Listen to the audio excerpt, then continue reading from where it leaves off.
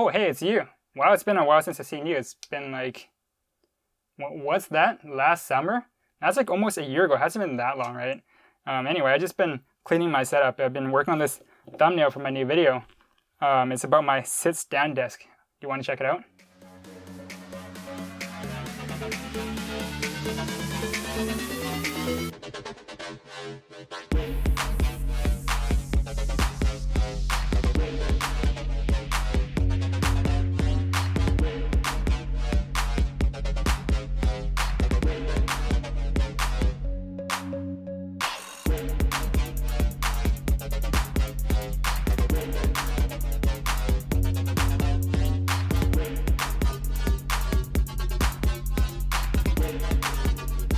Hey, it's me. In this video, I'm going to be redoing my whole workstation setup. So if you've been here on this channel before, you're probably a little familiar at least with what I already had. My main monitor here still is the LG 27UD 88-W. I think that's the designation for it. The computer is new. I'm still using a Mac. Back then I had a 2017 15-inch MacBook Pro, which I used for editing my videos, but ever since then, when the Mac Mini with the M1 chip came out, I switched over to that. But I think what sticks out most here in my new setup is this Midi controller, which spans pretty much the entire width of this table.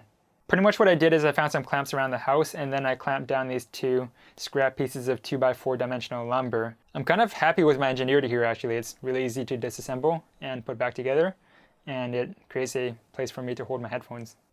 Anyway, the whole reason as to why I'm redoing this whole setup is because the year is 2021. I've been cooped up inside here, and I am tired of rounding up my back sitting in front of this computer. The ergonomics here aren't great, and sitting for prolonged periods of work in front of a computer isn't good for your health either. You should at least stand every once in a while. So my list of requirements for this new build is I need to have a table at least this big to accommodate what I have already, preferably something bigger, so then I can expand into that.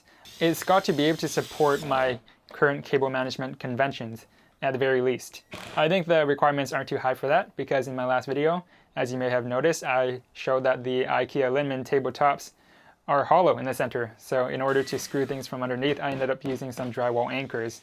It's not a very high bar to reach. But what does raise that bar is the fact that I want a sliding tray to accommodate my new Midi keyboard. So that's my list of criteria, and I actually went ahead and did a lot of the work already for the research, and I even got a frame which I'm going to assemble in this video. I also went to IKEA and I got this tabletop. It's not the Linman anymore, but it's built just like one. They just have a different name for it, the LagKapteN. I hope I got that right, but it's also hollow in the center. Now, the frame that I got from PrimeCables, it has a couple of metal bars connecting the two motorized legs together, and that not only creates room for some cable management, but it also creates a surface to support the tabletop. Because this LagKapteN is also hollow in the center with a honeycomb mesh, just like the last tabletop, it won't be able to properly accommodate for the Midi keyboard tray on its own. This is a solution that pretty much a caveman could have come up with, but I had a piece of scrap plywood laying around from a project that I kind of stopped working on. I have too many of those. It's a 1/4 inch in thickness, so it's not too strong, but I think it will serve our purposes well just because our frame has that metal surface to support the center of it. Okay, so that's my plan for now, and here's what I already did. I forgot to record the audio in some parts, so I'm going to substitute it with some sound effects. So first I put down the plywood board on the floor, and then I put down the LagKapteN tabletop on top of that, making sure to line up two adjacent sides or one corner. And then with a pencil, I went around and traced the entire dimensions of the tabletop before removing it, and then I knew where to cut. The idea is to avoid measuring whenever possible, because, well, then you're just going to be making more room where you could be messing up. Following that philosophy, I went ahead and created this device or jig that's going to allow me to accurately measure where I need to clamp my straight edge to make these beveled cuts. Oh yeah, I forgot to mention, I'm going to be bevel cutting this plywood. That way it's going to be harder to see it from the sides. It's going to look a lot skinnier, this whole tabletop. Using this device, I'm able to use my reference edges to transfer some marks onto the plywood board, where I would then use this straight edge clamp that I have. It just creates some lateral force from both sides to keep it from moving around. I really didn't need to use this. I could have really just used any straight scrap piece of wood. I just happened to have it around and it's convenient. To achieve these beveled cuts, all I had to do was adjust my circular saw. I just loosened up the knob on the front and tilted it to where it's at 45 degrees. It didn't have to be perfect because I'm not going to be fitting these together or anything. It's purely for aesthetics. So here's me on my balcony. It's cutting down this big piece of plywood. It's taking up pretty much the whole space. The whole process went pretty smoothly. I actually really enjoy doing this kind of stuff. I just don't really like the cleanup afterwards. It's kind of like cooking. So that's where I'm at now. This was all yesterday. Today's a new day. I have a lot more energy now, so I'm going to be screwing the plywood board to the tabletop, and then I will be assembling the table frame and then screwing the whole assembly of the tabletop and the plywood board onto the frame. Alright, this is post-project completion Danny. I'm just going to be narrating over the footage. Here I am screwing through and then drilling the plywood board into the tabletop. The thin piece of plywood actually ended up drooping over its own weight, so I ended up drilling through and then screwing this into the very thin particle board under the tabletop as well. I would have preferred not to do this because the particle board isn't very strong, and this actually ended up being a little more work than it's worth. And I think I would have been better off just buying a solid tabletop. But at the very least, this is a very cheap sort of setup. And if I ever feel like changing my configuration one too many times on the underside, I can just swap out the cheap piece of plywood board for another one.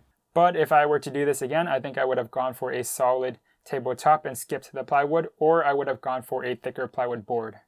I just want to take a moment to emphasize how strong these motors are. It's a dual motor setup, so it's a whole lot stronger than it even has to be. The website rates it for 124 kilograms, that's 273 pounds. Like I said earlier in this video, I got this frame from PrimeCable, but I'm pretty sure it's like a generic dropship model, so you can probably get it from a wide number of places. I will be leaving links in the description down below to PrimeCable as well as Amazon. Here I'm time-lapsing myself putting the desk together. I found one unexpected advantage to having a sit and stand kind of setup is that a whole assembly process goes a whole lot smoother because you're able to raise and lower the tabletop to a comfortable position to work on. I thought that was pretty neat. This isn't a cable management video, I have one of those, so if you want to watch that, I'm going to leave a link in the description, and I will leave it also in the cards section of this video. I'm pretty much going to be following the same conventions that I laid out in that video, but having this tray under the table to manage my cables also made things a whole lot easier. It isn't completely done yet, but I just put in a hole in the front and back center of this table, one for the monitor cables and one for my keyboard. I fully intend to put another hole on the left and right side for any accessories on the right side, and for my left side it would be for my computer. I just haven't fully planned out the layout of this table yet. I'm thinking I might have like another monitor or something. So I haven't quite committed to that yet, but I'm thinking I will update you on that when I get around to it.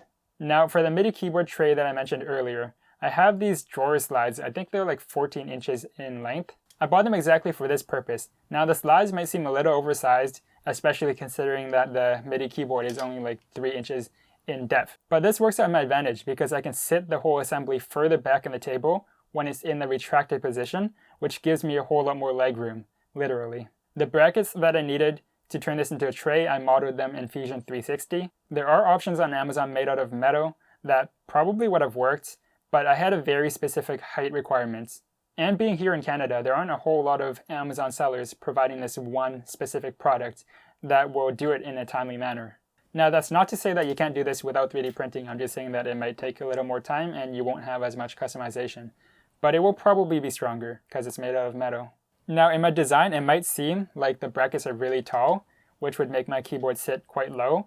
That's actually by design. While I could have mounted the keyboard so that it would be just right under the tabletop, which would be very space efficient, I wanted to leave some room so that I could mount some devices under the tabletop, like an audio interface. Now even though my brackets won't be made from metal, 3D prints can actually be quite strong, especially with good design. For example, on this section of the bracket I put notches on the back to increase surface area, and then I decreased the density of the infill in order to save some plastic. A lower infill percentage generally makes a part weaker, but having the notches on the back to resist bending should help. Also, when parts are being printed, they are weakest in the Z-axis. That's the direction from bottom to top. And that's because this is the axis where filament layers are bonded together. These bonds are inherently just weaker than a continuous string of filament, which is what you get in all the other axes. So for this print, I made sure to print it so that the depth of the bracket is facing upwards. The strength of this axis doesn't really matter in our design because a lot of the forces coming from that direction will be handled by the drawer slides. Now onto the assembly.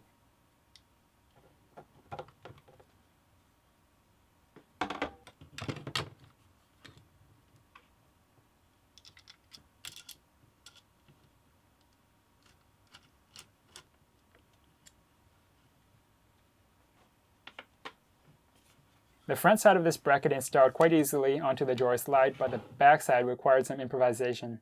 Or is it improvisation?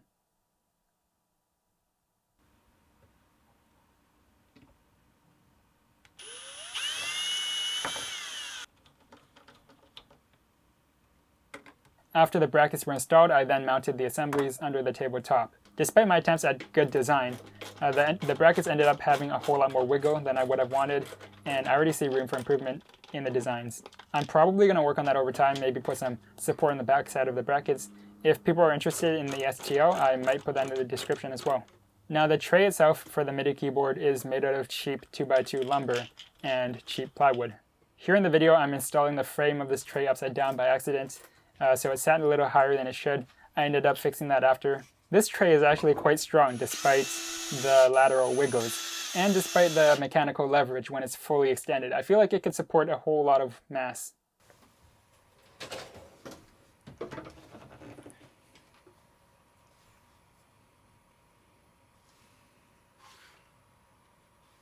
Anyway, that has been it for the whole desk setup. Now this has been the build video, and clearly it's still a work in progress. I might make a video later on, being like a tour video. Hopefully by then I would have more things in place that I wanted for my setup, like an audio interface mounted underneath, maybe a Thunderbolt 4 hub, additional monitor maybe too. We'll see how far along the timeline we are for that. If this video has offered anything of value or entertainment to you, please leave a like down below. That would help me quite a lot. And other than that, I will see you in the next video.